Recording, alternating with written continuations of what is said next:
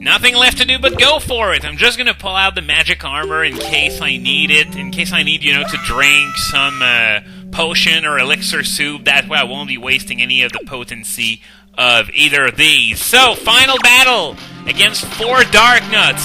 We have faced 4 Dark Nuts in this LP before, but this one is more complicated because of the fire-breathing moblin statues that are on the walls. Can hear them right now, and almost got burned there. Oh my god, if I can get an easy kill there, that would be amazing, but it's not gonna happen, unfortunately. There are still 4 Dark Nuts, but one is near death. Come on. Can I get a parry attack? Anything? Please? Alright, I took out a few helmets, and oh man, I wanted to take off his armor, but they keep covering for each other, god damn it. Now, okay, here we go. So can I... What the hell? I didn't intend to do a parry attack, but oh well. Not complaining, it always helps. And wait a minute, there are only 3 left. Did I kill one without realizing it? Again?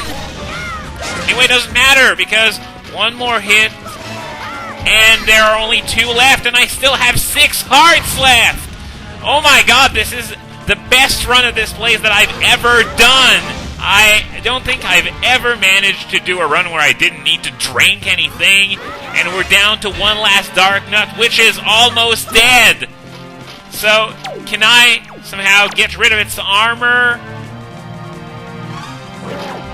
Yes! Here we go! So, that concludes the best run I have ever had in this Savage Labyrinth. Unbelievable! I finished it with 6 hearts without having to drink anything. Let's Player's Curse? What Let's Player's Curse? Anyway, here's the final piece of heart in the entire game, so we now have our full 20 heart containers.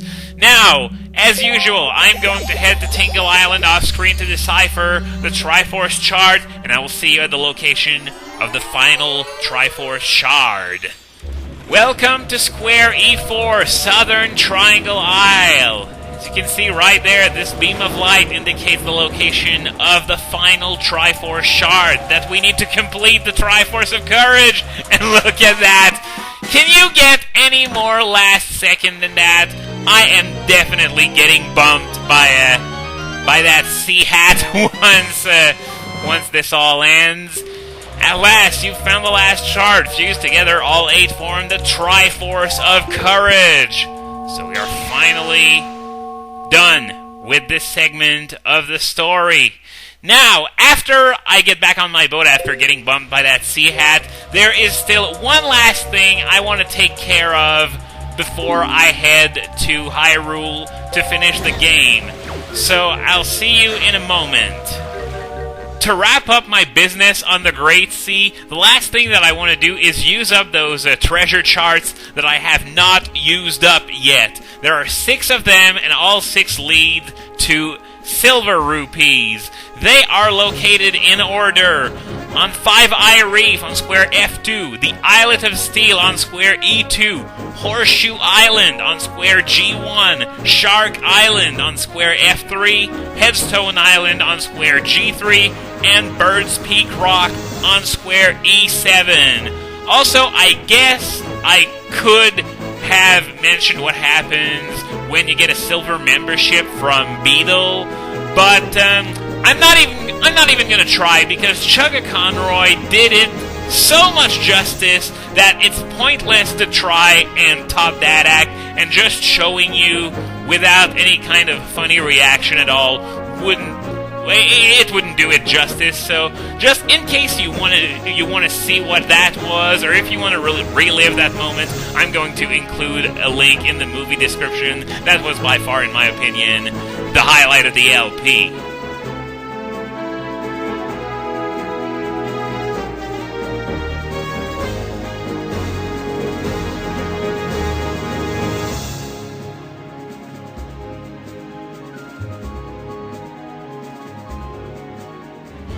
Only a few more meters before we're done with sailing for good in this Let's Play. And here we are, we're done! So now it's time for us to return to Hyrule. Let's show the Triforce piece we've assembled at the cost of much time and annoyance, but it doesn't matter. We have done it. Some people may consider that the Triforce hunting part was mostly filler because they didn't design as many dungeons as they did in, say, Ocarina of Time. And look at that! Triforce of Courage is now part of us. It's proof that I am the true hero. Yeah, they wait until the very end of the game to acknowledge that Link is the hero, even though it's something that we've known for a long time now. At least in Twilight Princess, they get that shit out of the way before you even enter the first dungeon. So, to Hyrule, to Zelda's side. So, let's go down there. As the King of Red Lions said a while back, he's got a bad feeling about the fact that there are no more monsters in the Forsaken Fortress. This means that something may have happened to Zelda. I mean, of course I knew that leaving her all alone down there in that sealed room may not have been the best idea, but did the king figure something that easy out? No! Anyway, this entire place is wrecked. The sealed room is open for some reason. Not good. Not good at all. Now, if you look over there, you can see Zelda's there. So, hey, turned out to be alright after all. So what was that carnage upstairs all about? April Fools! Nah, that was just an apparition. So, as it turns out, Ganondorf managed to figure out the easiest block puzzle ever while we were gone. I mean, seriously, that was just so freaking stupid. It made no sense, and it was fun to see the game acknowledge it in a twisted kind of way, I guess, even though the block puzzle probably hadn't even crossed the game designers' minds. Anyway, apparently 2 Dark Nuts are enough to send us into eternal slumber, even though we took out 4 just now. So, one thing I've heard, you can see that these Dark Nuts are a lot more spiffied up than others, because, well, they have capes. I've read somewhere that you were meant to use the fire arrows on those capes, but you can just slash through them and take off their armor just like any other Dark Nut, so no need to burn the capes away. I don't know where I've read that. In fact, it was several years ago, but, yeah, if I don't know if you've read the same thing I did, but just in case you've been shooting those fire arrows for all these years, it's just not worth it. You can just slash through the cape and just take off their armor like that.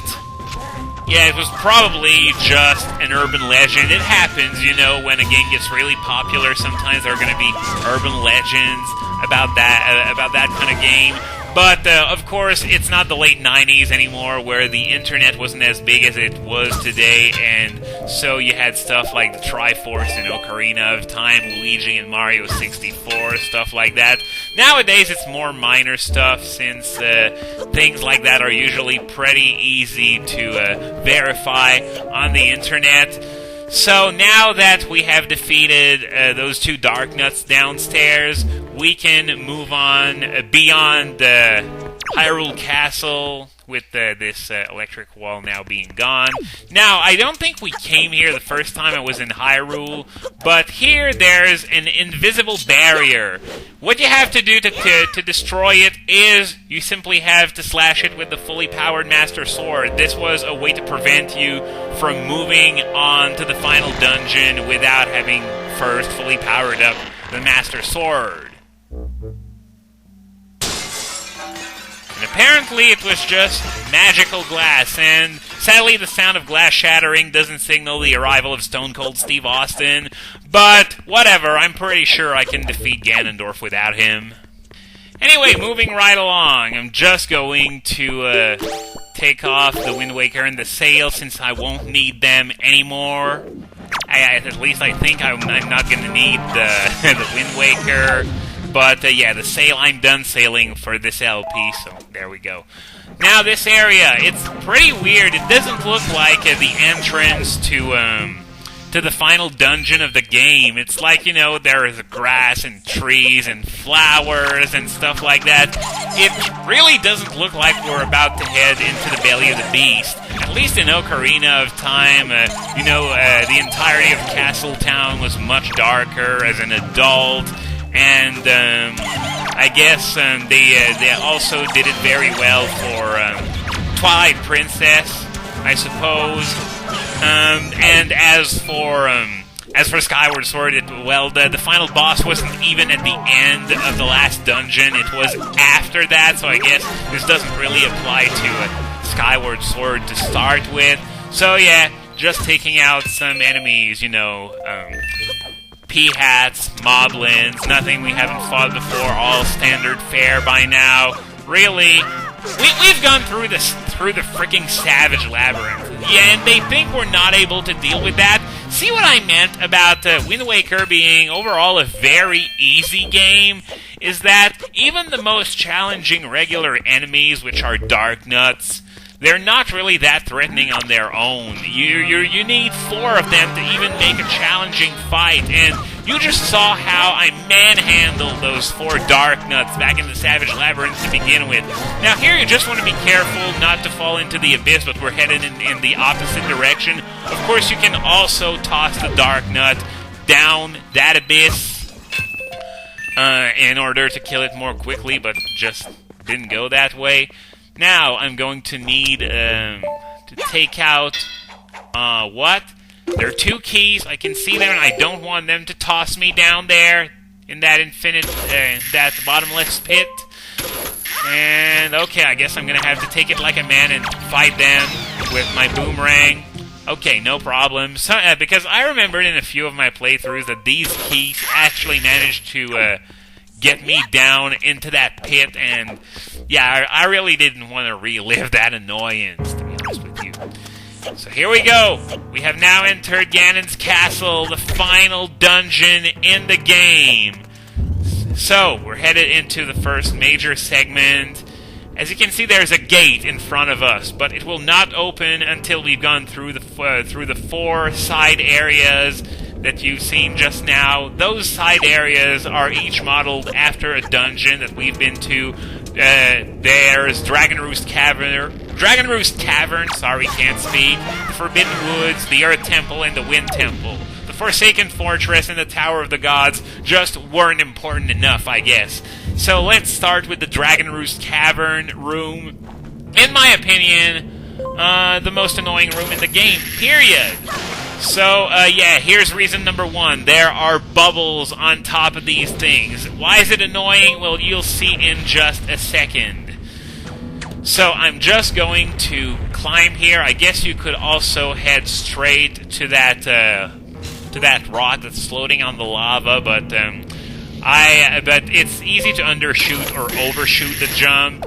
So now, with that bubble out of the way, I'm going to use the Deku Leaf in order to get down there safely. Once again, it's longer than you going straight there with the grappling hook, but it's also a lot safer.